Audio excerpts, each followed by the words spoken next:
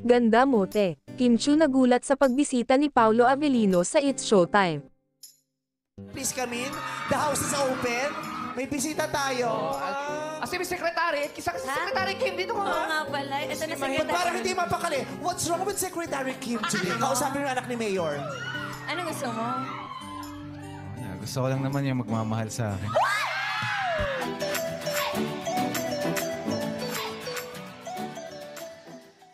Trending ngayon ang Kim Pao dahil sa nakakakilig na moments ng dalawa sa It's Showtime.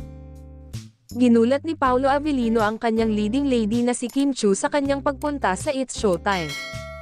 Marami sa mga tagahanga ng tambalan ni na Kim Chu at Paolo Avellino ang kinilig sa ginawang pagbisita ng aktor kay Kim Chu sa It's Showtime. Umpisa pa nga lang ng kapamilya noontime show ay may hirit na si Unkabogable superstar vice ganda kay Kim Chu at sa ka-love team nito na si Paolo Avellino. Chika ni Meme Vice, nabalitaan daw niya sa meeting na, nakakakilig daw. Sobrang nakakakilig kayo ni Paolo. Say ni Kim, nandito siya bukas. Hirit naman ni Meme Vice, I'm sure kikiligin kami bukas. Napansin naman ng isa pang host na si Teddy Corpus na namumula ang tenga ni Kim. Nagulat naman ang lahat ng sa kalagitnaan ng segment ng Especially For You, ay bumisita si Paolo sa loob ng studio. Si Kim Chu ang unang nakapansin sa pagpasok ni Paolo Avellino na kaagad naman nitong binati. Dahil dito nagsigawan ang mga madlang people sa kilig dahil bakas rin sa mukha ni Kim Chu ang kanyang kasiyahan nang makita si Paolo Avellino. Kitang-kita naman na nakangiti sa isang sulok si Kim.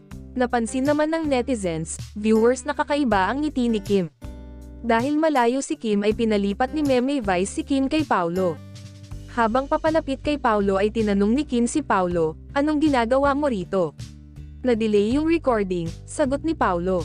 Pinaupo pa ni Vice ganda ang aktor habang si Kim ay todo ang ngiti habang pinapanood si Paolo. Dito ka lang nude ka. Galing ko mag-host. Upo ka dyan, say ni Kim kay Paolo na nakangiti.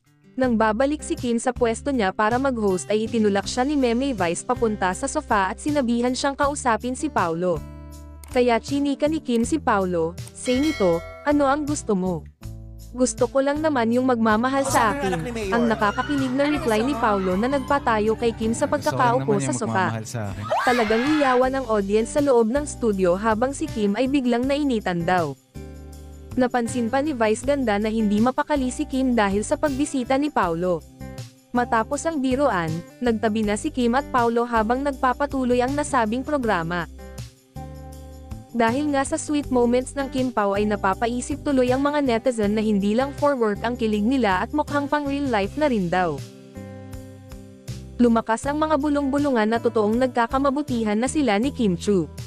Sa kabilang banda, nanatili namang tikom ang bibig ni na Kim Chu at Paolo Avellino patungkol sa mga nagtatanong kung ano ang totoong estado nila. Ayon naman sa ilang mga netizens na talagang hindi imposible na mahulog ang loob ni Kim Chu kay Paolo Avellino dahil ito umano ang nakakasama ni Kim Chu noong hindi na sila nagkakasundo ni Sian Lim.